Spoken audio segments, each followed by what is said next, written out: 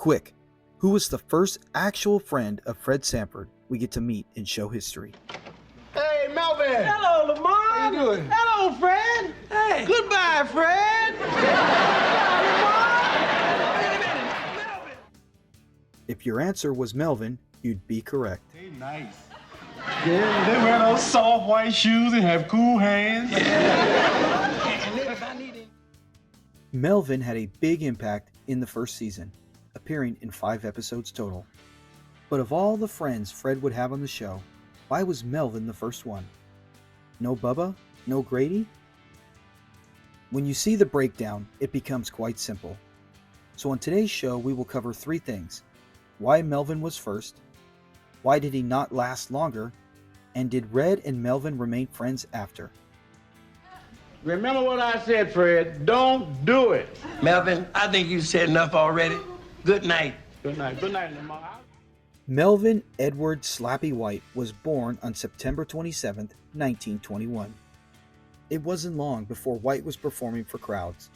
By the age of 10, he was dancing out near the Royal Theatre for coins. White would even run away from home and join a carnival. There he would earn money through his tap dancing skills. In the 40s, Slappy White left the dancing world for the comedy scene. He would eventually team up with Red Fox for a successful comedy duo. Together, they toured across the country for 4 years.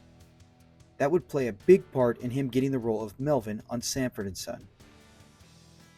The show would eventually debut in 1972 and was an American version of the British hit Steptoe and Son. So when it came time to add a good buddy, Red should choose from one of his old act comedy partners, working with Don Bexley as well, or Slappy White. Don Bexley was out touring a few years before, and once he returned, he appeared in Cotton Comes to Harlem with Red Fox.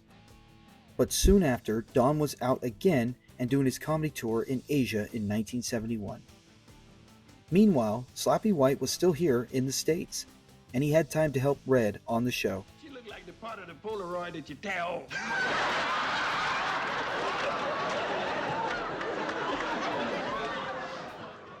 Melvin was introduced in the 9th episode of Season 1 titled Coffins for Sale. Do you know anybody around that might be able to use one? Well, if he can use it, he's no longer around. And on the other hand, if he's around, he can't use it. Rated one of the highest in series history, it introduced the fan base to Fred's new friend, who would be a main fixture for the rest of the season. Melvin would portray a mellow, kind-hearted friend who would play well as the setup man to Fred's jokes. But it didn't mean Melvin wouldn't get off plenty of great jokes himself. You know, I wish they'd do a Godzilla movie with a black man, don't you? I never really thought about it. You know, show a black man getting the best of the monster for a change. By the end of the season, fans thought of 3 things when it comes to Sanford and Son: Fred, Lamont, and Melvin.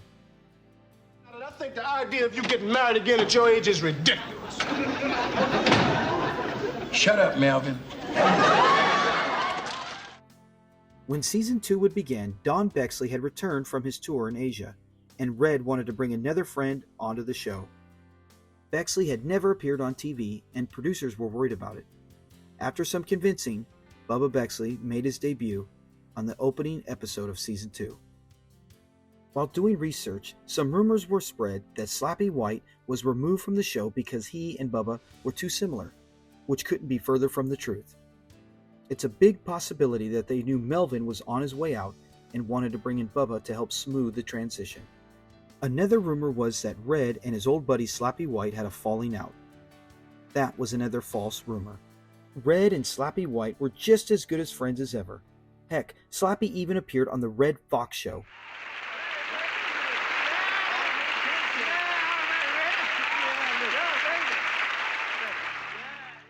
That appeared 5 years after he had left Sanford and Son, so their friendship was just as strong as ever.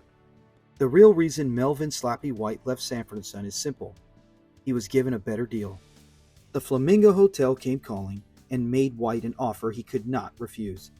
A $1 million contract was signed in 1973, and Slappy was no longer able to perform on Sanford and Son. As sad as that would be for fans of Melvin's character, no one could blame him for that. Slappy was incredibly grateful for Red, giving him a job on a new popular show, an exposure that might have even helped play a role in his new Vegas job. So for anyone to ever think there was a rift between the duo, we can put that rumor to rest. All fans of Sanford and Son can agree Melvin's introduction was one they'll never forget.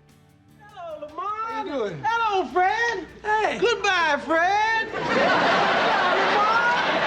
a minute. Melvin! But sadly, his exit wasn't as memorable. Like Melvin's time on the show, it was short and sweet.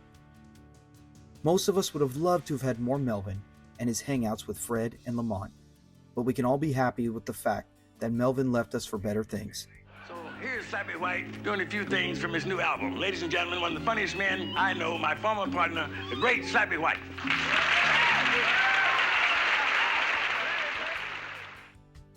His stay in Sanford and Son was small, but there's one thing we can all do: enjoy his 6 appearances and give him the appreciation he always deserved.